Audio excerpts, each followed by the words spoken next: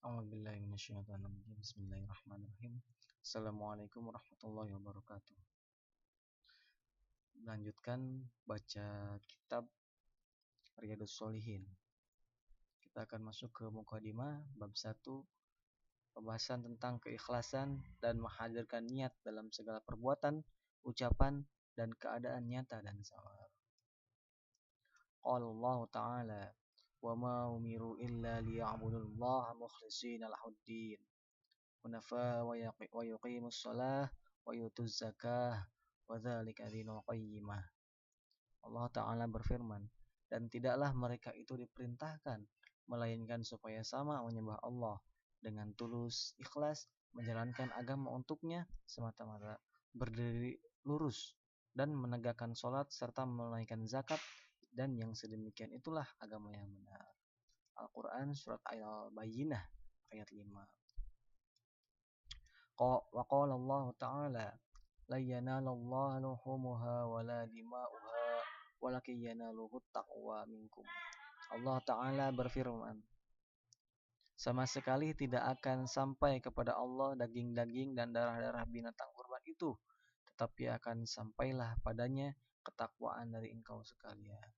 Al-Quran surat Al-Hajj ayat 37. Terdapat footnote 1 di sini. Nah, kita baca, orang-orang di zaman jahiliyah dulu jika menginginkan atau mengharapkan keriduan Tuhan, mereka menyembelih unta sebagai kurban. Lalu darah unta itu disapukan pada dinding Baitullah atau Ka'bah. Kaum muslimin hendak meniru perbuatan mereka itu. Kemudian turunlah ayat yang dibacakan tadi. Allah Subhanahu wa Ta'ala juga berfirman, "Qul in tukhfu ma fi sudurikum aw tubduhu ya'lamullah." Katakanlah wahai Muhammad, sekalipun engkau semua sembunyikan apa-apa yang ada di dalam hatimu ataupun engkau sekalian tampakkan, pasti diketahui juga oleh Allah. Quran surat Ali Imran ayat 29.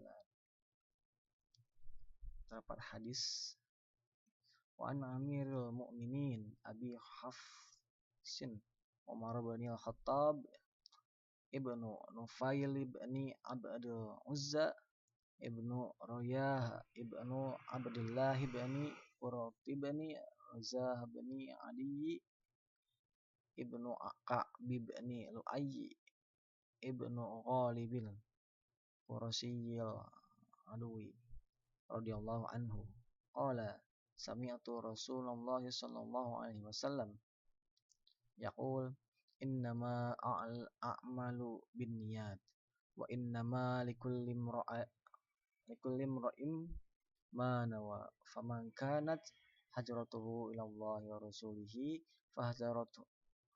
fahzaratuhu ila Allah wa rasulihi wa man kanat hajratuhu lidunya yusibuha au amarati yankahuha fahjarat fahjar fahjaratuhu ila ma hajaru ilaihi. Muttafaqun ala sahihatihi rawahu Imam. Allahu Akbar. Mohon maaf. Rawahu Imamal Muhadditsin Abu Abdullah Muhammad bin Ismail ibnu Ibrahim ibnu Mughirah ibni Bardazbah al-Ju'fiyyu Bukhari wa Abu Husaini Muslim ibnu Al-Hajji ibnu Muslim Al-Qushairiyun Naisaburiyu radhiyallahu anhuma fi sahihihima alladzina hama asahul kutubil musannafah.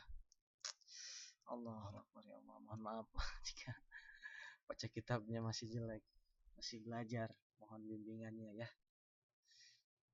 Oke, langsung baca artinya dari Amirul Mukminin Abu Hafs yaitu Umar bin Al-Khattab Nufail bin Abdul Uzza bin Ri'ah bin Abdullah bin Qurt bin Rajah bin Adi bin Ka'ab bin Lu'ay bin Ghalib al-Quraisy al-Adawi radhiyallahu anhu berkata, saya mendengar Rasulullah Shallallahu alaihi wasallam bersabda. Di sini terdapat footnote 2, kita lihat dulu. Sayyidina Umar bin Khattab radhiyallahu anhu itu adalah seorang khalifah dari golongan Rasyidin yang pertama kali menggunakan sebutan Amirul Mukminin, pemimpin sekalian kaum mukminin. Beliau adalah khalifah kedua sepeninggal Rasulullah Shallallahu alaihi wasallam. Panggilan Amirul Mukminin itu lalu dicontoh dan diteruskan oleh Khalifah Utsman dan Ali radhiyallahu anhuma. Juga oleh para khalifah Bani Umayyah, Bani Abbas dan selanjutnya. Jadi di zaman Khalifah Abu Bakar sebutan di atas belum digunakan. Adapun Abu Hafs itu adalah gelar kehormatan bagi Sayyidina Umar radhiyallahu anhu. Abu artinya bapak, sedangkan Hafs artinya singa. Beliau radhiyallahu anhu memperoleh gelar bapak singa sebab memang terkenal berani dalam segala hal, seperti dalam menghadapi musuh di medan perang, dalam menegakkan keadilan di antara seluruh rakyatnya dan tanpa pandang bulu dalam menetapkan hukuman kepada siapapun. Ringkasnya, yang salah pasti ditindak dengan keras, sedang yang aneh dibela dan dilindungi. Subhanallah. Jadi Amirul Mukminin pertama itu yang pertama kali disandingkan gelar Amirul, sebutan Amirul Mukminin itu kepada Umar bin Khattab, sedangkan kepada Khalifah Abu Bakar belum ada sebutan seperti itu. Subhanallah. Kita lanjut. Rasulullah Shallallahu alaihi wasallam bersabda bahwasannya semua amal perbuatan itu dengan disertai niat-niatnya, dan bahwasannya bagi setiap orang itu apa yang telah menjadi niatnya.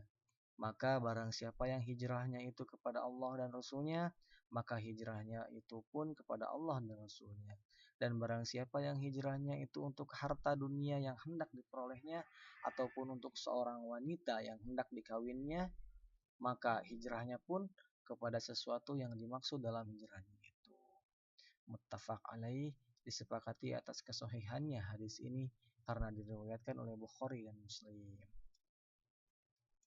Muttafaq alaih itu artinya diriwayatkan oleh dua orang imam ahli hadis, yaitu Abu Abdillah Muhammad bin Ismail bin Ibrahim bin Al-Mughirah bin Bardizbah Al-Ju'fi Al-Bukhari, atau lazim disikat dengan Bukhari saja, dan Abul Husain Muslim bin Al-Hajjaj bin Muslim Al-Qushairi An-Naisaburi, lazim disikat dengan Muslim saja, radhiyallahu anhuma.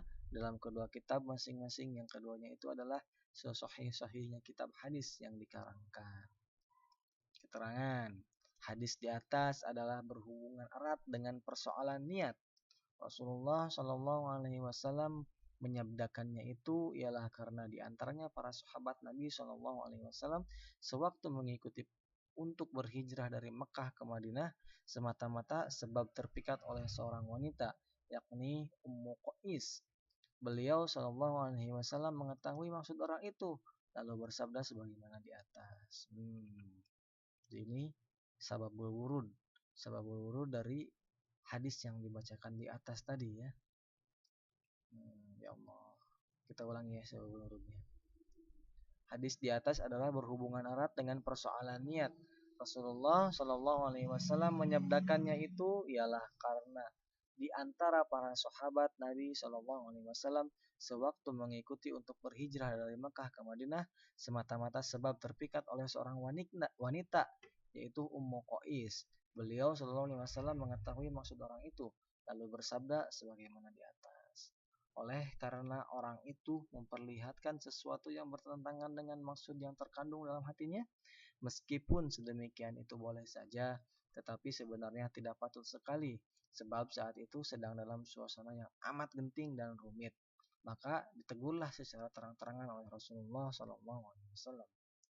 Bayangkanlah betapa anehnya orang yang berhijrah dengan tujuan memburu wanita yang ingin dikawin, sedang sahabat beliau Shallallahu alaihi wasallam yang lain-lain dengan tujuan menghindarkan diri dari amarah kaum kafir dan musyrik yang masih tetap berkuasa di Makkah, hanya untuk kepentingan penyebaran agama dan keluhuran kalimatullah. Bukankah tingkah laku manusia sedemikian itu tidak patut sama sekali? Jadi oleh sebab niatnya sudah keliru, maka pahala hijrahnya pun kosong. Lain sekali dengan sahabat-sahabat beliau Shallallahu Alaihi Wasallam yang dengan keikhlasan hati bersusah payah menempuh jarak yang demikian jauhnya untuk menyelamatkan keyakinan kalbunya. Pahalanya pun besar sekali karena hijrahnya memang dimaksudkan untuk mengharapkan keridhaan Allah dan Rasul-Nya. Sekalipun datangnya hadis itu mula-mula tertuju pada manusia yang salah niatnya ketika ia mengikuti hijrah, tetapi sifatnya adalah umum. Para imam mujahidin berpendapat bahwa sesuatu amalan itu dapat sah dan diterima serta dapat dianggap sempurna apabila disertai niat. Niat itu adalah segala yang disembunyikan dalam hati. Ialah seperti ketika mengambil air sholat atau wudhu, mandi, sholat, dan lain-lain sebagainya. Perlu pula kita maklumi bahwa barang siapa berniat mengerjakan suatu amalan yang bersangkutan dengan ketaatan kepada Allah, ia mendapatkan pahala. Demikian pula jikalau seorang itu berniat hendak melakukan sesuatu yang baik, tapi tidak jadi dilakukan, maka dalam hal ini orang itu pun tetap juga menerima pahala. Ini berdasarkan hadis yang berbunyi, niat seseorang itu lebih baik daripada amalannya. Maksudnya, berniatkan sesuatu yang tidak jadi dilakukan sebab adanya halangan yang tidak dapat dihindarkan itu adalah lebih baik daripada sesuatu kelakuan yang benar-benar dilaksanakan tetapi tanpa disertai niat apa-apa. Ya Allah, kuatkanlah niat kami ya Allah dalam beribadah kepada-Mu ya Allah. Hanya saja dalam menetapkan wajibnya niat atau tidaknya agar amalan itu menjadi sah, maka ada perselisihan pendapat para imam mujahidin. Imam-imam Syafi'i, Maliki, dan Hambali mewajibkan niat itu dalam segala amalan, baik yang berupa wasilah, yakni perantaraan seperti wudhu, tayamum, dan mandi wajib, atau dalam amalan yang berupa maqsad atau tujuan, seperti sholat, puasa, zakat, haji, dan umroh. Tetapi Imam Hanafi hanya mewajibkan adanya niat itu dalam amalan yang berupa maqsud atau tujuan saja. Sedang dalam amalan yang berupa wasilah atau perantaraan tidak diwajibkan dan sudah dianggap sah. Adapun dalam amalan yang berdiri sendiri, maka semua imam mujahidin sependapat tidak perlunya niat itu. Misalnya dalam membaca Al-Quran, menghilangkan najis, dan lain-lain.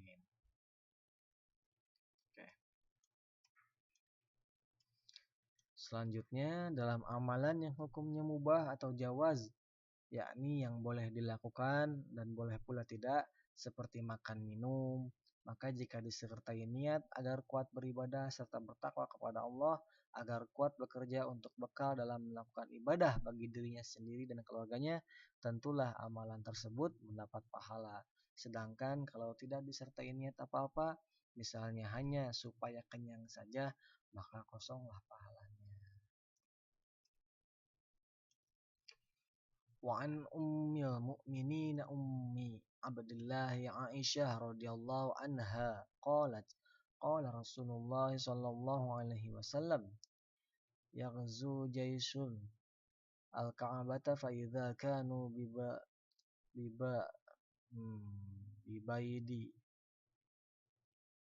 ببيداء من الأرض يخسف بأولهم وآخرهم قالت قلت يا رسول الله كيف يخسف بأولهم وآخرهم وفيهم أسواقهم ومن ليس منهم قال يخسف بأولهم وآخرهم ثم يبعثون على نياتهم متفق عليه هذا لفظ البخاري. Dari Ummul Mukminin, yaitu ibunya, sebenarnya adalah bibinya Abdullah, yakni Aisyah radhiyallahu anha berkata, saya mendengar Rasulullah Shallallahu Alaihi Wasallam bersabda, ada sepasukan tentara yang hendak memerangi atau menghancurkan Ka'bah. Kemudian setelah mereka berada di suatu padang dari tanah lapang, lalu dibenamkan dalam tanah tadi dengan yang pertama sampai yang terakhir dari mereka semuanya. Aisyah bertanya, saya berkata, wahai Rasulullah, bagaimanakah semuanya dibenamkan dari yang pertama sampai yang terakhir? Sedang di antara mereka itu ada yang ahli pasaran, maksudnya para pedagang, ahli pasaran di sini. Serta ada pula orang yang tidak termasuk golongan mereka tadi, yakni tidak niat ikut menggempur Ka'bah. Rasulullah Shallallahu Alaihi Wasallam menjawab, ya, semuanya dibenamkan dari yang pertama sampai yang terakhir. Kemudian nantinya mereka itu akan diba'ats atau dibangkitkan dari masing-masing kuburnya sesuai niatnya masing-masing. Disepakati atas hadis ini muttafaq alaih, yakni disepakati kesahihannya oleh Imam Bukhari dan Imam Muslim. Lafaz di atas adalah menurut Imam Bukhari.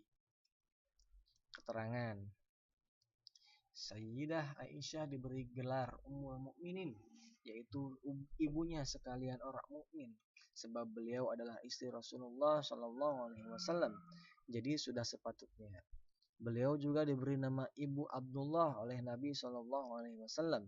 Sebenarnya Abdullah itu bukan putranya sendiri, tetapi putra saudarinya yang bernama Asma. Jadi dengan Sayyidah Aisyah, Abdullah itu adalah kemenakannya. Adapun beliau ini sendiri tidak mempunyai seorang putra pun.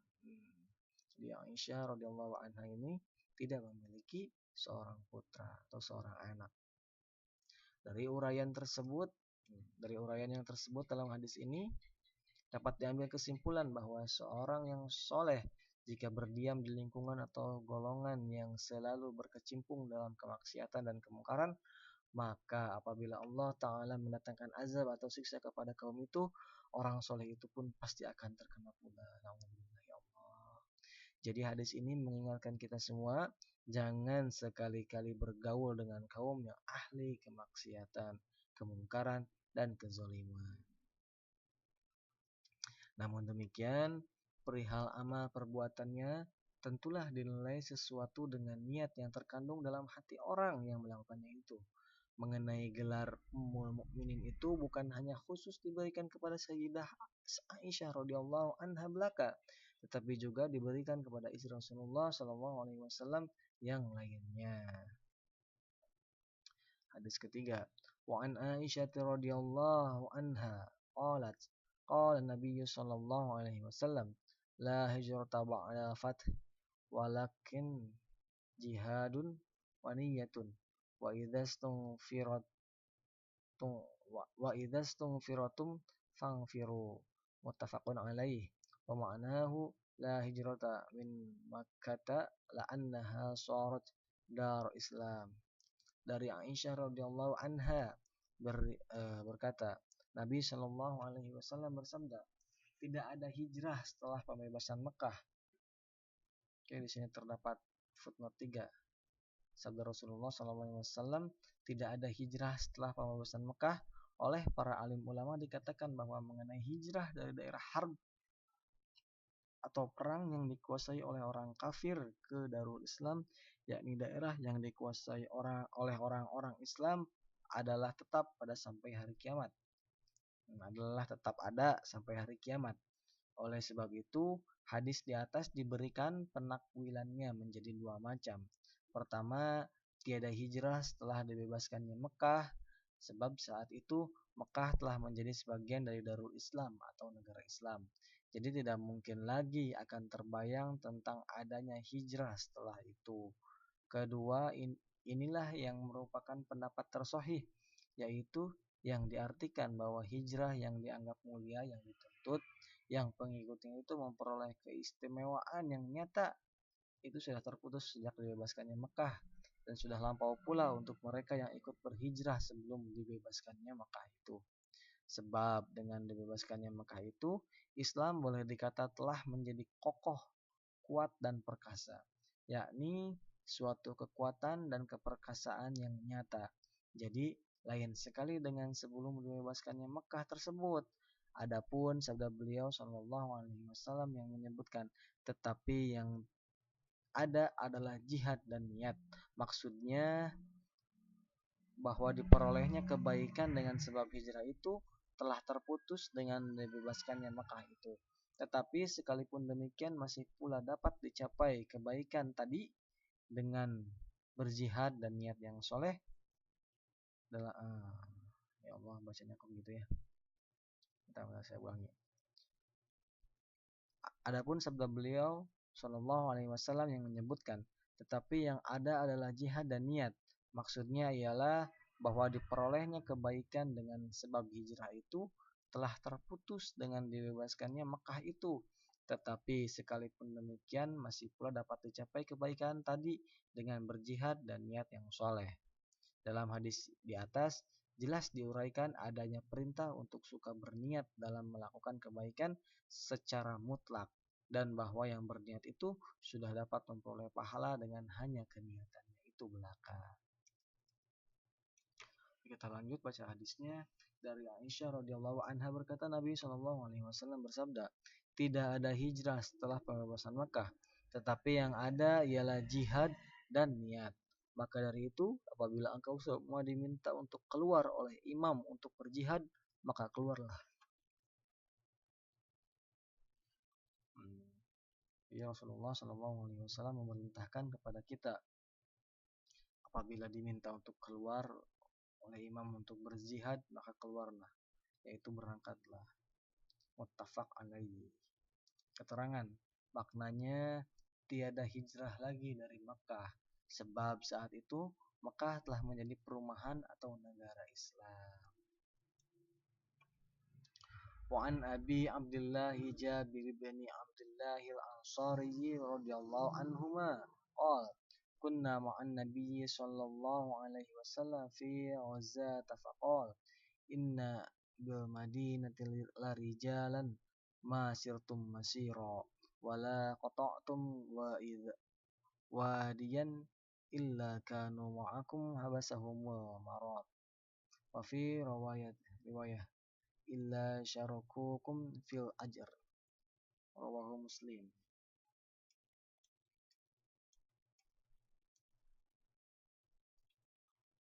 Wa rawahu Bukhari. Dan juga rawahu diriwayatkan oleh Imam Bukhari an Anasin radhiyallahu anhu an Anasin radhiyallahu anhu qala raja'na min ghazwati Tabuk ma'an Nabiy sallallahu alaihi wasallam faqala inna aqwama an khalfana bil madinati ma salakna syi'ban wala wadiyan illa wa hum ma'ana habasahum